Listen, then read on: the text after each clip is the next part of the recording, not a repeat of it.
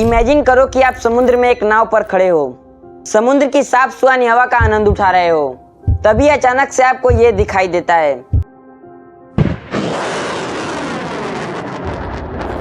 एक भयंकर मिसाइल पानी के अंदर से बाहर निकलती है।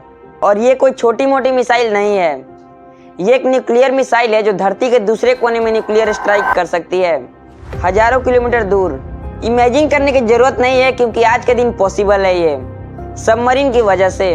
ये जो वीडियो आपने देखा, ये यूएस नेवी के द्वारा कंडक्ट किया गया है। ट्राइडेंट 2 मिसाइल कंटेस्ट था, जिसे लॉन्च किया गया है कि यूएस हाईओ क्लास सबमरीन से। ट्राइडेंट 2 ये missile submarine launched ballistic missile यानी SLBM की कैटेगरी में आती है। ये दुनिया के सबसे खतरनाक हथियारों में से एक है। इन SLBM की एस्टिमेटेड हिट 475 किलो टन है। इसे आप कंपेयर करो हिरोशिमा पर गिराए गए न्यूक्लियर बम से, जिसकी हिट 12 से 13 किलो टन है। आज के जमाने में ऐसे हथियारों को सबमरीन में रखा जाता है। ये सबमरीन घूम रही है दुनिया के समुद्रों में, एक हाईली क्लासिफाइड सीक्रेट लोकेशन पर। आज के इस वीडियो में आइए इस सबमरीन को गहराई से समझते हैं, क्या है इनके पीछे की टेक्नोलॉजी और ये एग्जैक्टली काम कैसे करती है।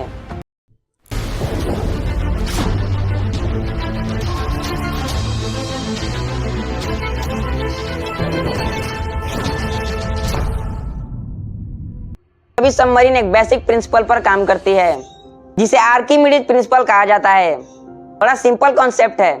जब भी कोई ऑब्जेक्ट पानी के अंदर डूबता है तो उसके ऊपर एक फोर्स लगता है, जिसे बुओयंट फोर्स कहा जाता है।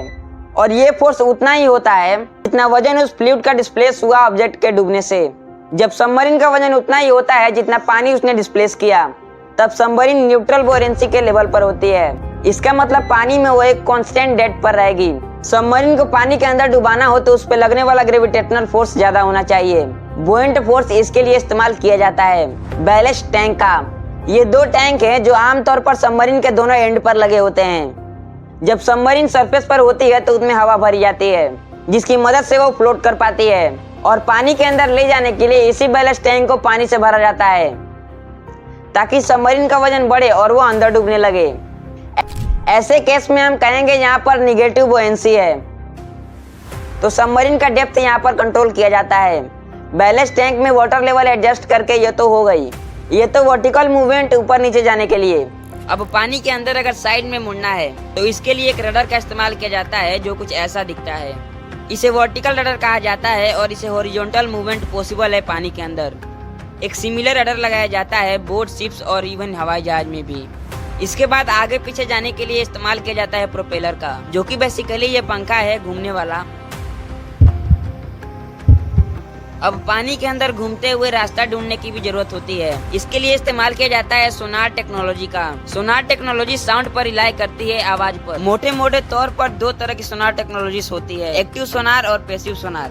एक्टिव सोनार में सबमरीन की तरफ से साउंड निकाली जाती है, और जब वो आवाज पानी के अंदर ट्रेवल करके जब किसी चीज से टकराकर वापस रिफ्लेक्ट होकर सबमरीन तक पहुंचती है, उस टाइम से डिस्टेंस कैलकुलेट किया जाता है, जिससे अंदाजा लगता है कि सबमरीन कहां पर है और आगे क्या चीज मौजूद है।